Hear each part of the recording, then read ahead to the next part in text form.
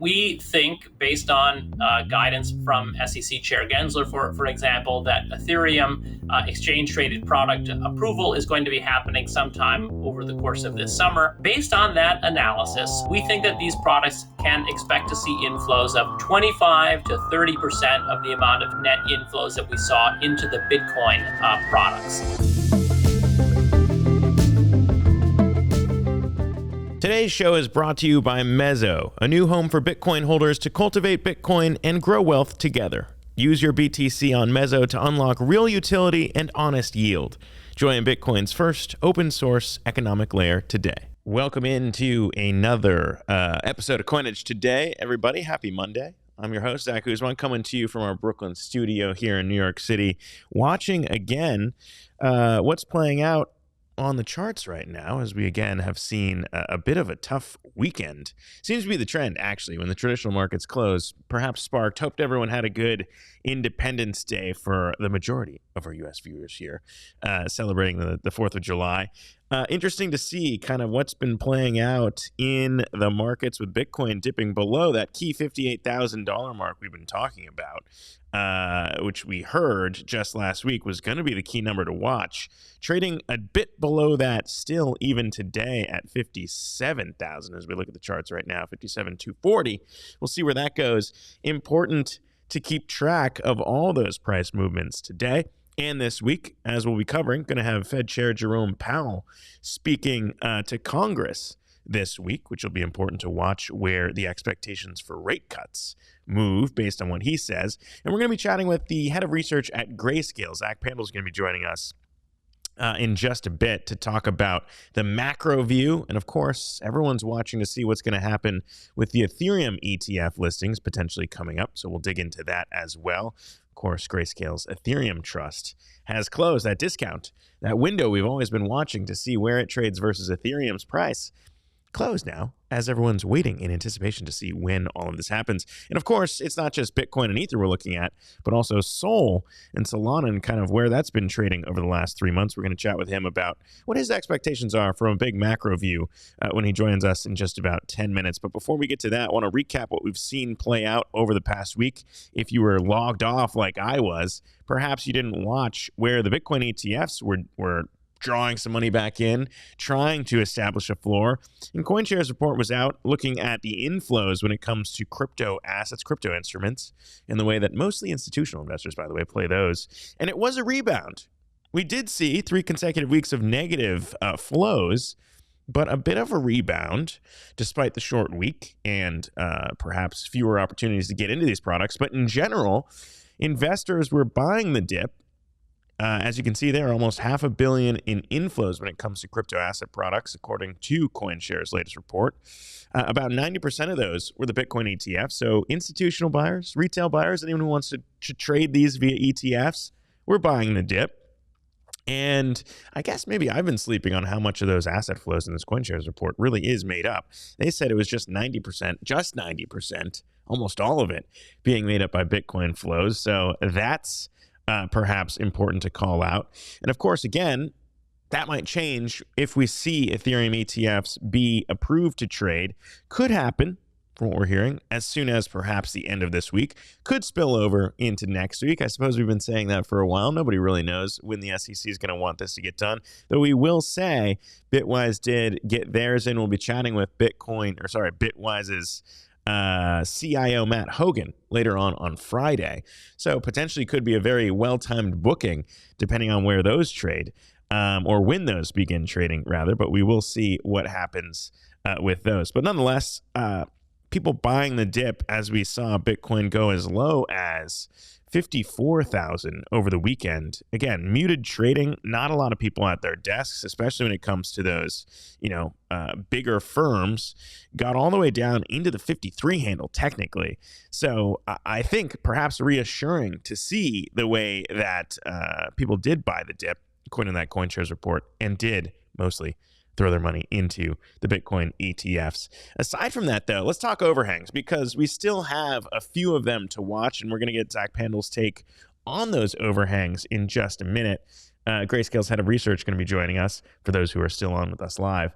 That'll be coming up in a few moments with us. But looking at the overhangs, we've been covering the Mt. Gox thing. You can debate whether or not that's overblown or not.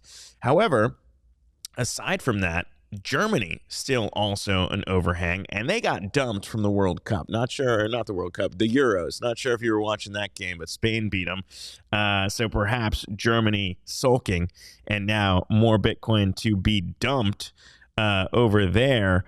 But it's important to highlight still about $2 billion as on-chain sleuths have been looking at, okay, how much more does Germany have to dump here?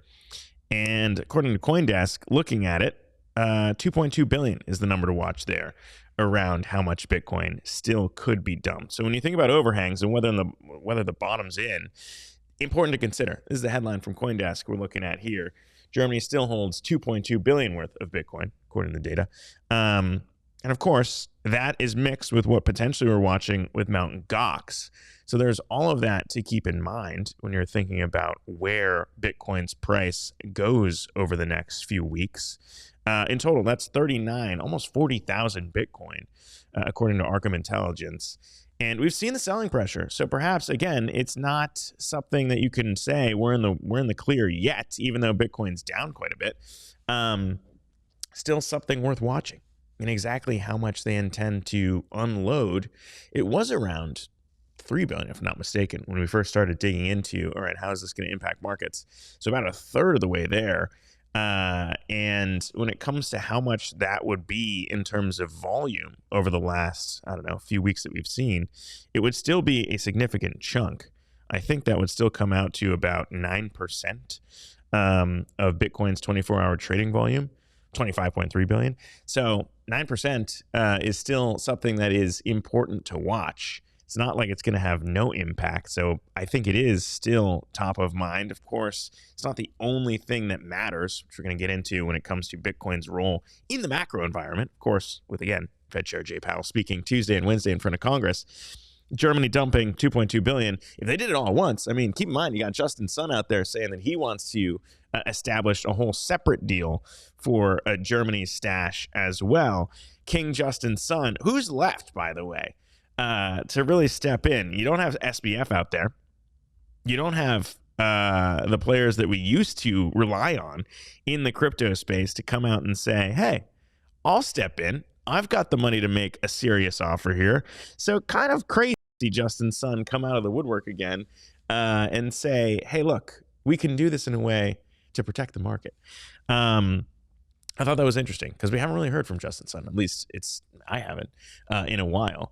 The Tron founder potentially coming out and saying, look, I can step in here. I don't know if you can see this headline or not, Texas, but this is kind of the offer right now from him. And I don't know, crypto hasn't really had this in a while. We haven't really seen one of those names that's floated around perking up and saying, look, I'll step in if nobody else wants to. Kind of reminiscent a little bit of the back and forth between SBF and CZ around FTT and FTX's token, and what was going on there in public offloading. So unclear if Germany would even be interested in something like that. But interesting nonetheless to kind of discuss one of those OGs who's out there maybe saying, I can help here.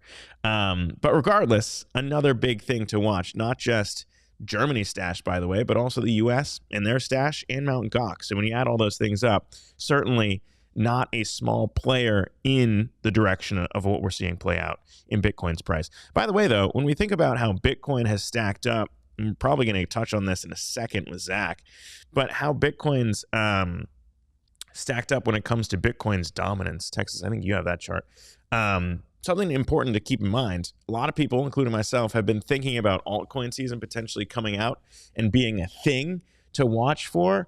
Not exactly the case just yet, as you've got Bitcoin's dominance hovering there basically at the highs that we've seen since 2021. So going all the way back to there to see how much Bitcoin's dominance has risen. Altcoins not playing the specific role that you would have expected, I think, at this point in the cycle. But again, that could all change rather quickly depending on which side we swing.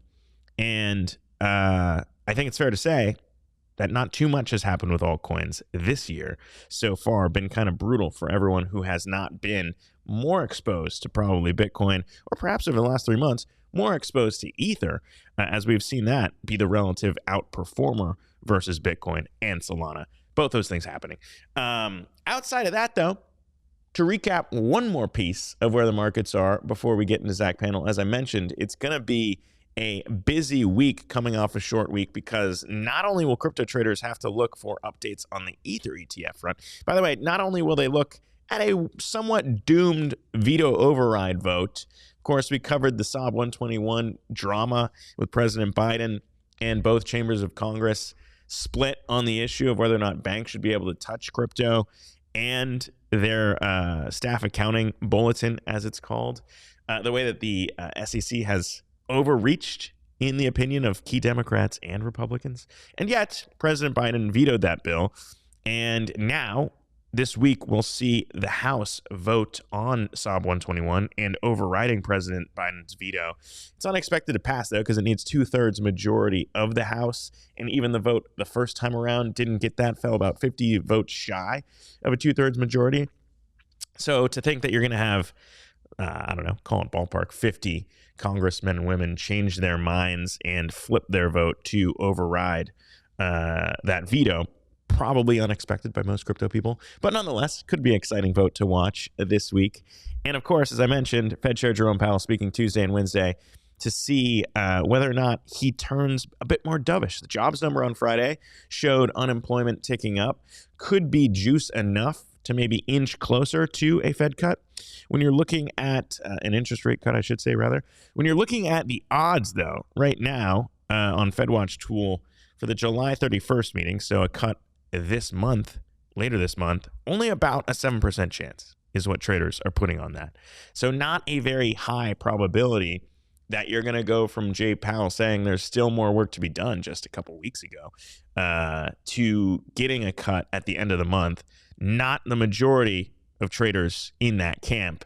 So don't get too far ahead of yourself is where the market is right now. But again, all these things could change rather quickly. When we still got inflation data to look at this week as well. So somewhat of a busy week when it comes to macro data points, and again, how that's going to influence where Jay Powell wants to go moving forward. We're going to be chatting with Zach Pandl in just a second from Grayscale, their head of research, to dig into all that, because that's his forte, is macro pieces and digging into what that means for the market and what it means for the crypto market more specifically, which I'm excited to dig into in a sec. Texas, just let me know when he's on. We can bring him. Oh, he is on. A very pertinent guest, I think, for what we got coming up this week. Zach Pandl, the head of research at Grayscale Investments, joins us now. Zach, thank you so much for taking the time and coming on Coinage, man. Zach, great to be with you today. Thanks for having me. Yeah, it's good to see you again. I wanted to have you on today and didn't give you much notice, so thank you hopping on short notice. But I wanted to have you on because I feel like we're at a very important breakpoint for Bitcoin. I know you watch the prices closely, but also you've got Jay Powell speaking this week to Congress on Tuesday and Wednesday. And I feel like more than ever right now, we're kind of caught in this weird camp where Bitcoin's down considerably. Stocks are at all-time highs. The macro environment seems supportive for Bitcoin potentially if we shift into an easing environment. What do you make of where we're at? Well, I think you put it very well. We're at a point in this market, which is common in lots of markets, where you have the fundamentals going one way and technicals going another way. I think the fundamentals for Bitcoin still look quite positive. We have a soft landing developing for the U.S. economy. We have a prospect for Fed rate cuts coming up quite soon. I think the September meeting is fairly likely. The dollar has started to weaken. Some of the political trends are going in our favor. So the fundamental backdrop, I think, looks quite positive. But as you were discussing in the prior section, we have a technical overhang in the market. We have selling from a variety of legacy sources, which were going to come at some point, but it was uncertain when that selling would arrive, including the Mt. Gox distributions and liquidations by the German government. Those things are just overwhelming the market. There's not enough new buyers. to offset that selling, that motivated selling that we're seeing in the last couple of weeks, and that's what's causing prices to decline. I think for investors that have a more of a medium-term horizon, these can be great entry points. When you see a market that you want to own, where the fundamentals are headed in a positive direction, but some technical factor like liquidations is depressing the price over the short run, that can be a great entry point. And so that's sort of the guidance that we're giving to Grayscale investors today. Yeah, it's interesting. And I know you're not a technical analyst per se, nor am I, but I do think the divergence right now on crypto Twitter, or at least kind of among the quote unquote technical analysts, looking at where we can go from here, seems to be pretty interesting. And when you get into those liquidations or breakpoints, to your point, entry levels are always interesting to watch. And Glassnode was out with a report, kind of these short-term buyers, I think, labeled 58,000 as kind of their profit and loss breakpoint. If you've come into Bitcoin in this kind of ETF era, most of them got in around that level. We asked Thinking Crypto's host, Tony Edward, about that price point last week. Just going to play a little bit of what he said and then get your take on kind of where or if those important levels exist. Here's what Tony told us last week. I have it on my TradingView chart, 56K in that range, 56 to 58, that if we break that, there's some invalidation of this bull market cycle. And that would have me a bit worried, Zach, I have to be honest. But it hasn't been invalidated yet, and we're going to have to wait to see what the bulls do here. So 56, 58, we're basically there right now, Zach. I mean, when you look at the charts and think about where people are in profit and loss, is this kind of a huge breakpoint week? Look, the charts, technical patterns are an important part of risk management and investing. And if that were the only thing that I was looking at, I probably would be more cautious as well. Simple rules like looking at the 200-day moving average would give you a more cautious signal. Bitcoin broke through its 200-day moving average. And so if you are strictly investing on the basis of momentum, maybe it's a point where you're supposed to reduce some risk at the moment. But what the kind of backward-looking technicals don't know, of course, is the things that are coming up on the calendar, the immediate catalysts, as well as the technical flow factors that are driving the markets today. We think, based on guidance from SEC Chair Gensler, for example, that Ethereum exchange-traded product approval is going to be happening sometime over the course of this summer. And that's certainly what we're assuming from for the basis of our market analysis. So it is hard to get overly concerned about our market when we know that we have these potentially positive catalysts coming up in the future. So, yeah, backward-looking chart analysis is an important part of any trader's process, and I certainly look at things like moving average type of tools, but we need to take a look at the whole picture. And to me, that's a much more positive outlook. I would agree with all of that, and I feel like that's kind of where we're at, where it's like, okay, we've been through it. Let's see how far we have to go here in terms of when this rebound. And I thought, once traditional markets open, you might see some buyers. We saw that in terms of Bitcoin inflows on Friday and where we're at now. I think that played out. Now let's see what happens in the macro. But you talk about catalysts. The other big one we've been waiting for a while is the Ethereum ETF. I saw you were tweeting about kind of what the expectations might be around that when it comes to inflows for Ethereum ETFs versus what we saw with Bitcoin ETFs. Is that the type of catalyst that really would kind of turn things around, just kind of with where bearish sentiment is right now, to see perhaps expectations for that be surpassed? What are you thinking about how that could be a catalyst that doesn't just help Ether, by the way, but also Bitcoin? Yeah, we have seen a wide range of expectations for what Ethereum ETPs might see in terms of new net demand. We took a relatively simple approach, which is just to say, outside the United States, both products already exist, and in some cases that's been the case for a number of years. In some cases, it's relatively new, like the Hong Kong launches that we saw earlier this year. So we have a lot of data that we can look at to try to gauge our expectations for what sort of demand Ethereum exchange-traded products might see in the United States.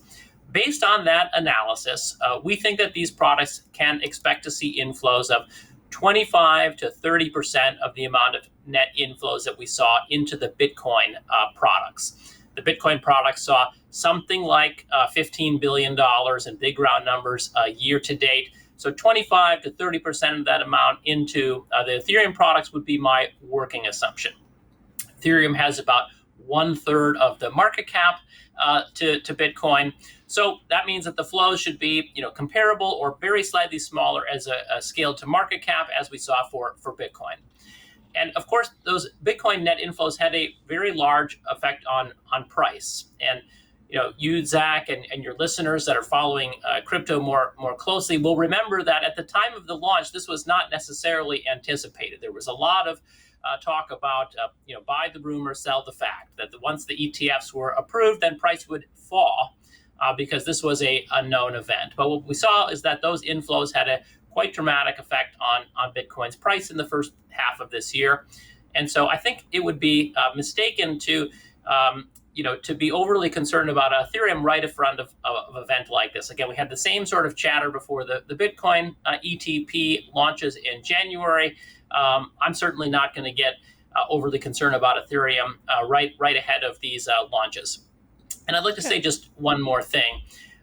ETP approval has some immediate effects on inflows into these products, new investor demand. But I also think that it's going to open up the Ethereum story to a much broader range of investors. I mean, for people that work in crypto, there's a very common story where you get excited about Bitcoin first, the idea that we can have a digital money system with no central authority.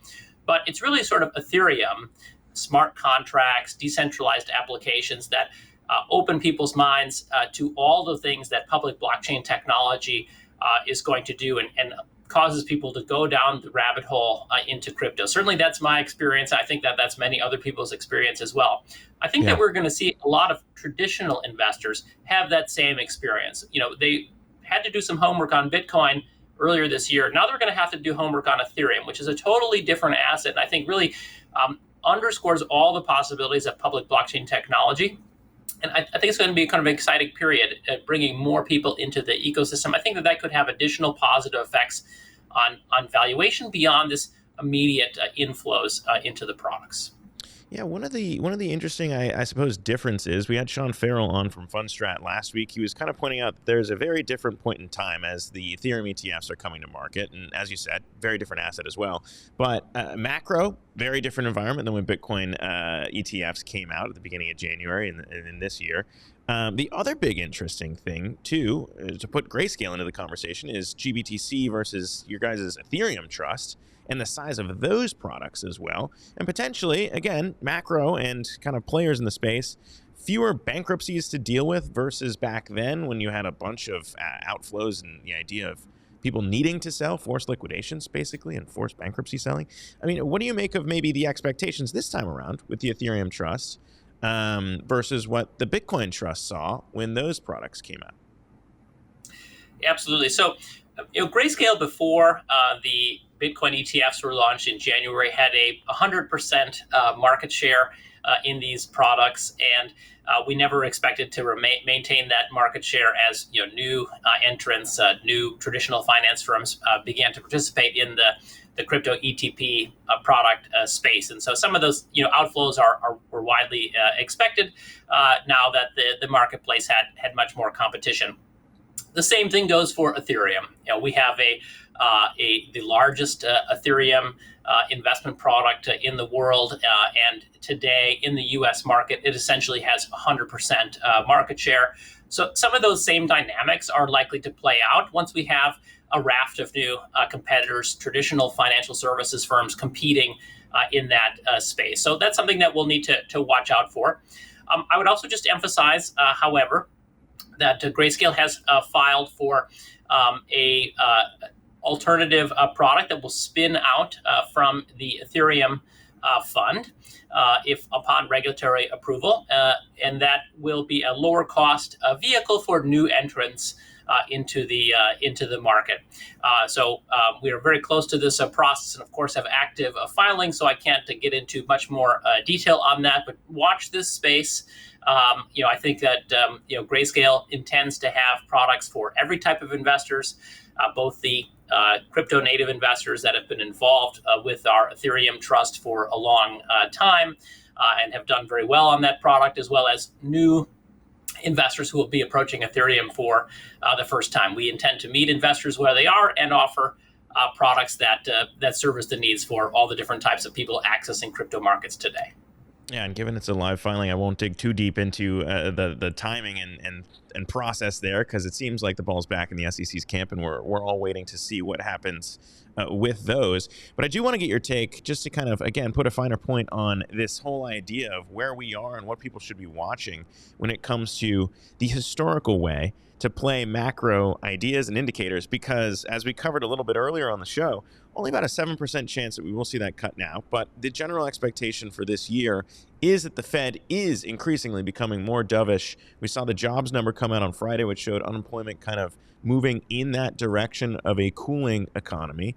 You also have more inflation numbers to digest this week, and what Jay Powell's going to say. But generally, Zach, when you kind of think about what that all means for crypto prices and where they go, what's kind of the main message you'd give to our viewers and any crypto investor out there about looking back at history? What kind of movement in this direction, a more dovish direction, means for crypto prices? Yeah, let's go back to first principles. So, Bitcoin is an alternative money system, and it competes with the US dollar, just like physical gold competes with the dollar, or the euro, the yen, the Chinese yuan compete with the dollar. So things that are negative for the US dollar tend to be positive for Bitcoin. And any currency, the most important fundamental is the level of interest rates that is set by the central bank. So why do we care so much about Fed rate cuts? Because the interest rate set by the Fed is the most important fundamental variable for the dollar. And so if they're lowering that rate, weakening that fundamental, that will be positive for Bitcoin. And we've seen exactly this pattern play out over the last couple of years. Very briefly, the Fed cut aggressively during the pandemic. Bitcoin's price took off. The Fed realized there was too much inflation, raised rates aggressively. Bitcoin's price declined. So this relationship between Fed rate cuts and the price of Bitcoin is not just theoretical. It's exactly the pattern that we see play out in the data. So what do you want to watch? You want to watch, how close are we to this process? And let me help your viewers with a little bit of sort of Fed watch knowledge.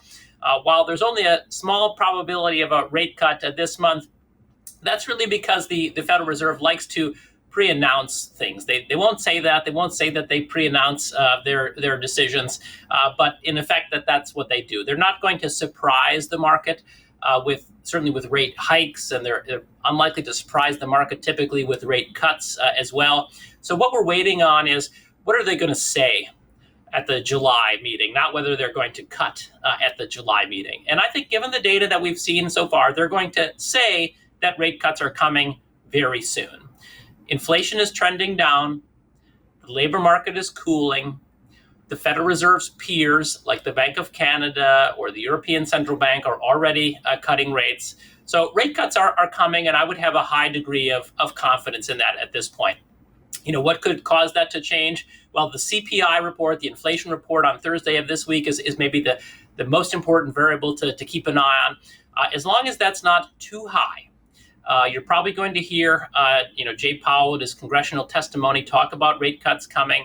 And I think you will hear the Fed at the July meeting confirm that rate cuts are coming relatively soon. My guess is the first one comes in September with that guidance provided later this month. The last question I have for you too, Zach, is kind of what this means for not just Bitcoin, but the broader ecosystem as well, because the chart that we were showing a little bit before actually compares performance over the last 3 months with Ether, Bitcoin, Solana. Perhaps interesting to see Ether holding up relatively well relative to Bitcoin and Sol, perhaps due to the unexpected approvals from the SEC for ETH ETFs. And again, we'll wait to see when those begin trading. But when you kind of put all the pieces together, of course, you've been around to see enough of these cycles play out through history. What does it maybe mean for the rest of assets beyond Bitcoin and kind of this quote unquote altcoin season that seems to really not, for a lot of people, be anywhere near the level they expected this year as altcoins continue to get hammered? What do you make of kind of that piece of the market? Yeah, great question. If you could leave aside the Bitcoin ETP product process that played out in the first part of this year, I think most crypto investors would say we have the halving in 2024. Typically, Bitcoin's price is relatively weak around the time of the halving and then rises thereafter.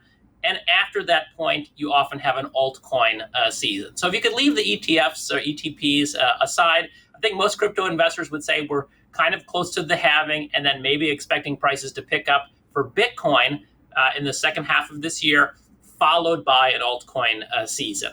I think what has happened is that the Bitcoin ETFs or exchange traded products, we think appropriately called ETPs, have changed that schedule of events, caused a huge amount of inflow into Bitcoin and caused price to rise earlier this year, and have changed the natural cadence of events around the halving.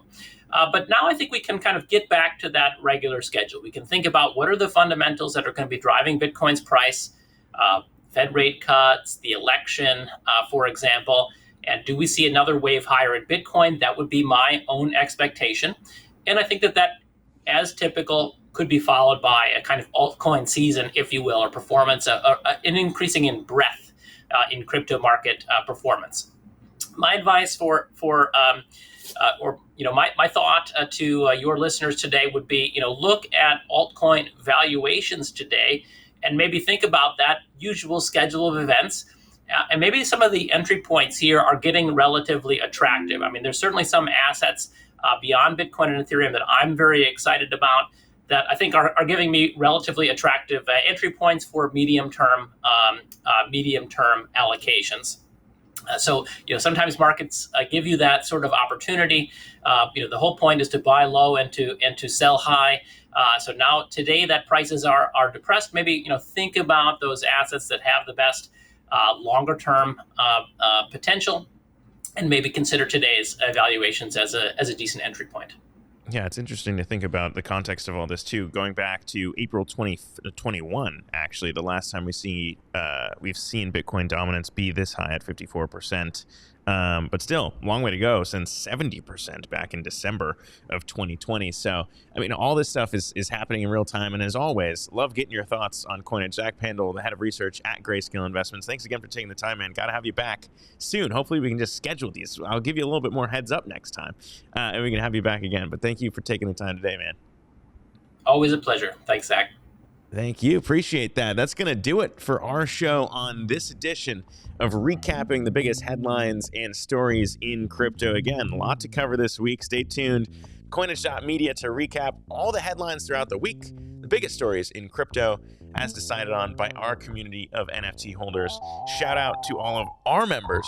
If you aren't one, you can head to Coinage.media to join our DAO co-op and steer Web3's fastest growing media outlet. I'm Zach Guzman. For everybody here at Coinage and for Zach Pandl, thanks for tuning in. We'll see you again soon.